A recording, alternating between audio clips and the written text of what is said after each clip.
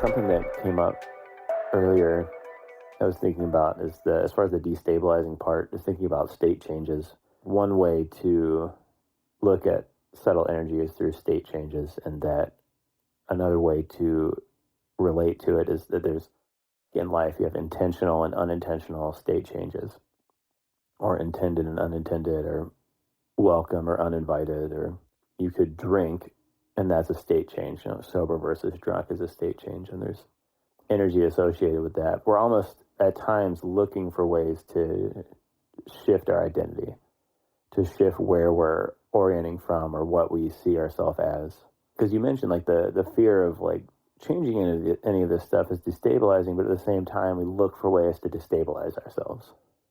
I'd want to know what you think about it, but there's some drive almost to be something other than this composite, this collection of experiences. That we are. Yeah. There's this movement, this tendency. We don't like emptiness. We don't like stuckness. We don't like limitation. There's a constant movement towards consciousness. The absence of consciousness, the absence of the light, the freedom, the inclusiveness of consciousness, we suffer it. We suffer the separation from consciousness. In a lot of systems, the separation from consciousness is what suffering is. That's when you distill it down, that's what it is. And that other systems, do you mean other traditions or other approaches? How do you mean other systems? Other wisdom traditions, other religions, other approaches to spirituality. This idea that separation, some would say separation from God, right? Consciousness, the universe, the all, the Tao, Jesus. If you kind of put those all in a context of that's the ultimate, and that all the different types of suffering are just different varieties of the experience of separateness from God, from Jesus, from the Tao, from the all, from the universe. In all of those traditions, that separation is an illusion. Yeah, it's a super important point. You're not selling connection to consciousness. It's a really important point. And I say that to my clients a lot, it's like when they start to have an experience of consciousness and then they'll attribute it to me sometimes. And that's why I used that analogy the other day is it's like, I do function as a hotspot in certain ways. And we all do. In certain ways, we're functioning as a hotspot, and in other ways, we're not. What I'm doing with clients is whatever it is they're dealing with, well, then I'm intending to function as a hotspot, specifically for that spot in their psyche that can't get hooked up to the internet. So if consciousness is the internet, I'm intending to be a hotspot. And if successful, it's easy for the mind to think that the hotspot is the thing that's so great.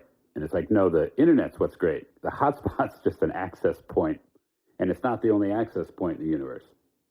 Your point, though, about I'm not selling consciousness, right? It's a good point. I mean, it's like you could say I am, but, it's like selling air. Right. It's like it's a lemonade stand where the lemonade's free, but you have to pay for the cup. Right. You can just get in this mode where you're just trying to make something happen, and you're just wrestling with it, and it's like you got to back out and take a look from a larger perspective or a different perspective, and then you see something you couldn't see when you were down in it, right? We all know this, that it can be advantageous to take a step back and look with a larger lens, and you start seeing options you just could not see from the perspective you were at. Again, what I was explaining about the ego identity is that we all have these certain perspectives that we're not only unwilling to step back from, we don't even know they're there. It's like if you say, well, why don't you look at it from a place that isn't your eyeballs? And it's like, well, what am I supposed to use to look at it with? Or listen to it, but not with your ears. It's like, what are you talking about? We look from these subtle energetic places. And we just think that, but that's ground zero of my consciousness. And it's like, actually, it's not. Ground zero of your consciousness is consciousness. Ground zero of where you're looking from is ground zero of your ego. And ground zero of your particular ego isn't even ground zero of where everyone's ego looks from. It's just ground zero of where your ego looks from. To whatever degree you turn around and look at that, you become aware of how separate and small and unpowerful and irrelevant your particular ego's perspective is. And nobody likes that. I cringe just at the thought. Right. It's kind of, it's tough to, I feel like we have to navigate these timeless traditions too. So like, it's almost like this whole idea of the paradigms is like, what's a modern koan, right? Mm-hmm. And a modern take on, that's from Zen Buddhism, right? Koans. So Zen Buddhism, like thought exercises to flip your perspective. And the idea that you are not your thoughts, you are not everything that's led up to this moment of you trying to decide whether or not you are your thoughts, like that's not you, is difficult to stomach. Yeah, no doubt. It's like you said earlier, it's destabilizing and not just a little bit. There's an analogy you use about bubbles that I think would be helpful. So I was thinking about just more ways to explain subtle energy. We all talk about our bubble. You have a subtle energy bubble for, again, just an analogy, that you can feel when someone is too close to you. And that is a barrier that's either conscious or unconscious that you've set. And that is a subtle energy change that I think we're all familiar with. And so that bubble can just be a physical proximity, but that same feeling that you may feel, that I may feel when someone gets too close to me physically, it's a similar feeling in the body and emotionally and mentally to when someone gets like on a topic that's too tight or too tense or does something that feels out of line. And that's violating a subtle boundary. You kind of can sense it in a way that's analogous, right? That if someone's being too rigid in their thinking or too fundamentalist, there's an uncomfortableness because you sense the lack of consciousness, the lack of multiple perspectives, the lack of freedom. I think that's another example of what I'm talking about. But I think this is an analogy that you use as far as describing someone's bubble and how you interact with them, even like in a session, like when you're working with a client, mm-hmm. that describing it as entering and exiting someone's bubble. If you could talk about that a little bit, I think it would be a good kind of another entry point into this idea of subtle energy. Our subtle energy field, quote unquote, your field versus my field, right? Or self versus other. I feel like I got to kind of go back to kind of the beginning with regard to subtle energetic development. So let me just do a quick little rundown of a certain kind of schema here. We have subtle energetic organs. We have infinite ones. But if we just say that there's an energy center, which is just one organ, and they each could go through this kind of trajectory, this kind of developmental growth. So an energy center starts out and it's just this kind of receptor that's undifferentiated. Each energy center has the ability to be a receiver for a certain vibratory frequency range. So the first chakra, there's an octave, if you will, that the first chakra can pick up. Initially, it's just undifferentiated. It just picks up vibrations from one's own system, from another system, from nature, and it's just registering stuff. For example, if you think of sound, it's like, okay, you hear with your ears, but an infant is just hearing sounds, and they're not picking out objects from which the sound might be coming from. They're just experiencing this myriad of sound. On a physical level, the infant is just trying to eat stuff. There's this impulse to eat, and whether it's the Cheerio or their finger, they try to eat both of them, and they try to eat the little plastic toy because their mind hasn't developed to where they're differentiating their finger from the Cheerio from the plastic toy. And so we go through this process of growth where via our energy fields, we're initially just immersed, and then the field develops in the way that an electromagnetic field can develop in intensity and then start to cohere, right? The electromagnetic activity coheres into a recognizable field. And when our own energy center develops enough and intensifies enough to where it starts to cohere, then we start to have an ability to register our own field versus out beyond our field. Our mind starts to pick that up. This is the beginning of feeling separate. The infant, for example, is just immersed in the world, whether they're in their mother's arms or just in a blanket or in someone who's not their mother's arms. As long as they're being, held and kept warm and whatever, then they're fine. But as their first chakra field, for example, which is the physical body, the experience of physicality, as the first chakra field develops and starts to cohere, their little mind starts to register separateness in the world. They start to have this experience of my field versus not my field. And the initial desire there is to merge back with the world. It's a terrible thing. You start to suffer separateness. And then this is a whole nother podcast, but this idea of being merged and undifferentiated versus being able to experience your field separate from world and or separate from other is what it all, the whole idea of individuation and personal experience and personal growth, et cetera, it is highly dependent on that activity. I remember your question, and I will get back to it and answer it. It ties back into what we're talking about. What does it look like, this shift, being able to see this? So I think this is great.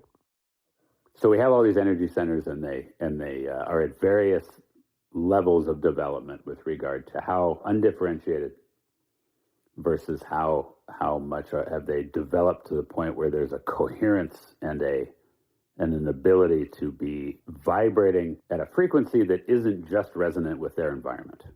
There's a developmental spectrum to that as far as the stage of development, if you will. But we can go in and out of states consistently with regard to being undifferentiated versus really setting a hard, rigid boundary and not resonating with our environment. Ideally, we can go in and out of states. A lot of psychopathology is about the inability to be very flexible in that way. Okay, but if I come back to that, our fields are how we experience selfhood and how we, or a big determinant of how we experience selfhood, and how we relate. And so when it comes to relating, to bring it back to what you were talking about, if you're experiencing, let's say, your first chakra field, and so your personal space, quote unquote, right, tends to not just be the boundary of your skin, right? There's kind of a comfort zone that's out beyond your skin. And maybe that's about a foot or two radius out from your first chakra, which would obviously go out beyond your skin. Or maybe it's 10 feet, right? And of course, it changes moment to moment, or it can change moment to moment, but it's different in different people. Some people, their kind of default size of their first chakra field tends to be such that they kind of prefer about at least a 2-foot radius. Some people want 10 feet. And so with some people, you're kind of in their space if you're 5 feet from them. Other people, you can be 2 feet from them and they feel fine. Right. And so, of course, this plays into how comfortable are you in crowds. But then it's a whole nother topic when you bring up when two people's fields do run into each other. Do they merge? Do they resonate? Do they interact in a way that's dissonant? does one person's field have a higher intensity than the others, and therefore kind of a power differential is set up? These things all occur and have these huge impacts, again, on what we're feeling and what we're thinking. But we don't tend to talk about it or look directly at the energy. We tend to notice the feelings and thoughts and go from there. What you're talking about makes sense. A lot of it happens unconsciously over time. It's so pervasive on a cultural level that like give me my space just makes sense. But I think it is an entry point into understanding subtle energy and the idea of our bubble. And our bubble is something we create, that once we become aware of it, it's something we create, control, and adjust depending on what's needed. And the ability to control it and adjust is mental health, development, maturity. But then the other part of the question was how you use that metaphor with a client as far as working with them on those boundaries or on that maturity. Yeah. So there's this methodology out there called the dimension approach. And I heard about it somewhere. If you consciously, meaning with your consciousness, with your conscious mind, look at what's going on in the energy, and then you can do these various things to influence and affect what's going on energetically. You can witness, you can hold, you can provide containment, which are all ways of directly influencing the subtle energy. And then, when appropriate, you can mirror or reflect the subtle energetic experience to the mind so that the mind starts becoming aware of, starts registering the experience. And those are all ways of enabling, facilitating, supporting a person in becoming able to experience themselves, experience their field, get control of what's happening that previously they were just kind of feeling the effects of and even just kind of being the victim of. I feel like energy field is a pretty commonly used term in the kind of New Age movement. And I think that it's more practical than it's given credit. And I think it relates to this idea of our bubble or our, like you said, our electromagnetic attraction and repulsion of people and things depending on our age and our experience and our what we want. That this idea of energy field is a lot more immediate than it sounds. It's more here and now than it's presented in what I'm kind of just calling the New Age movement. Totally. Fields versus objects is a huge shift, right? We tend to orient to objects, not fields, not contexts. We don't, even if we're talking concepts, it's like, what's the context, right? What's the context? The context is all important. It's just nonsense if you're not agreeing on a context, right? So much disagreement or so-called disagreement isn't actually a disagreement. It's just two people talking about two different contexts. A field is very different than just a singular object, right? But to your point, as far as how important, how relevant, how real are subtle energetic fields and the vibration that's occurring in those fields, it's equally or maybe even more important than the vibratory frequency of the air molecules surrounding you. Right? It's like, how much variance does there need to be in the vibration of the air molecules around you before you are very affected by it, right? Meaning temperature. It's a temperature change. Temperature change affects your physical body in a huge way.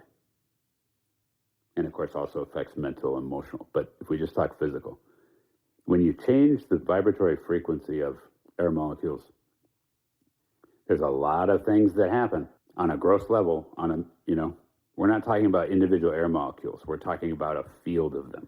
We exist in a field. The Earth's atmosphere is a field. There's the earth and the water.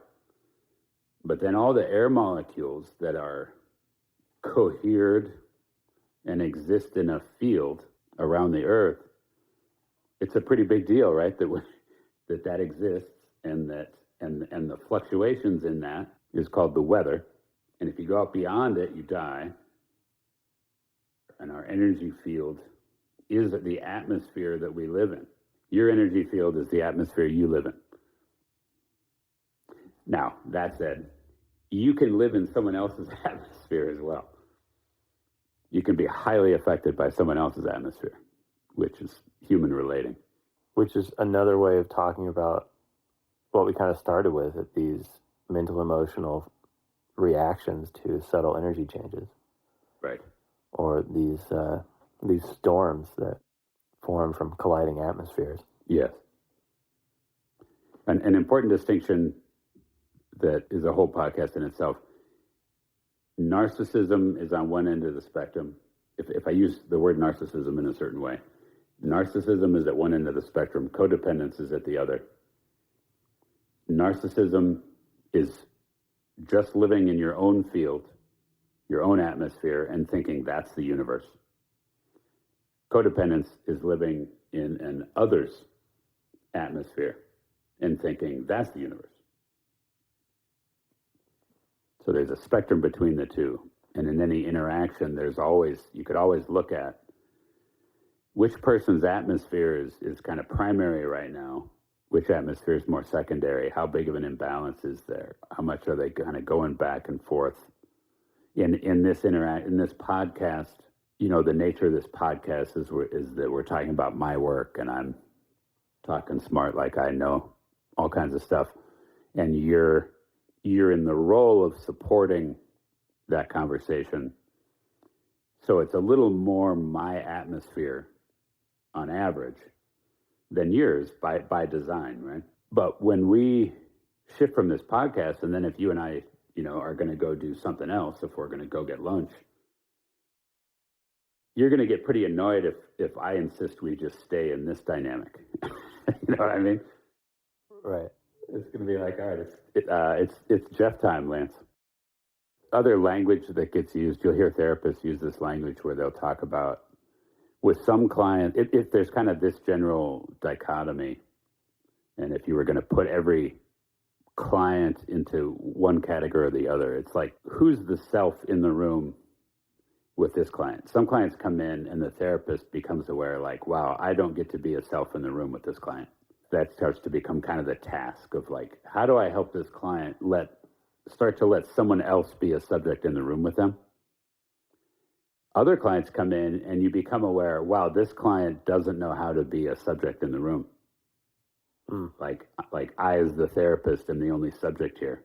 And if I don't show up as subject, we're sitting here in a vacuum. And we've all had those experiences, in interactions, awkwardness in general, right? This kind of, if you have an awkward experience and it's powerful, right? Even if it's for like 2 seconds, if suddenly you're in an interaction with the other person and neither of you is filling the space with your subjectivity, there's an awkward emptiness. There's an awkward silence. And you both sort of panic and try to figure out how to say something or do something to fill the space again. Right? We don't like this silent, awkward experience. Oh, see, I live for that.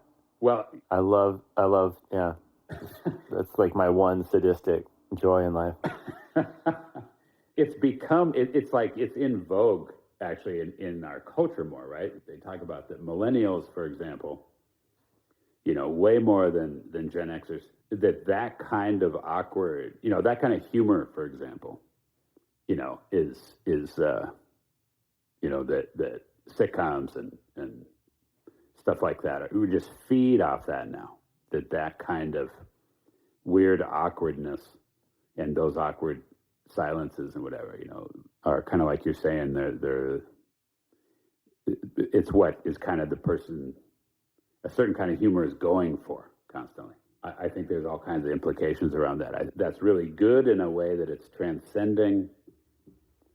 It's transcending and seeing from the outside and coming out of the narcissism of the baby boom generation and starting to critique it and be unwilling to just join in to that mode of being, orienting to a place that's outside of one's subjectivity. And so there's something good in that. But at the same time, that's a recipe for anxiety. And it's a recipe for depression. And it's a recipe for unclarity. And it's a recipe for simply tearing down structures with no structure to put in its place. And I'll stop there because it's a slippery slope that I could get on. It's a dark hole. It's a dark hole. Yes. And of course, I'm coming from more of a Gen X view, so. Right. So you're naturally cynical. So don't try any of that bullshit sadistic humor with me, Jeff. There will be no awkward silences on this podcast. Yeah, no doubt. That's awkward silences don't keep the lights on. They're just funny.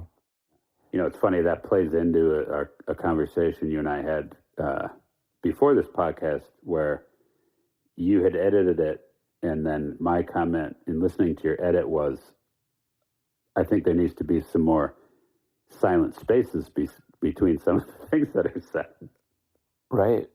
I don't want it for myself. That's why it's sadistic. You know, I like when it happens to other people. Right. Me, I'm just going to plow through it. If you want to learn more about the Dimension Approach, please visit dimensionapproach.com.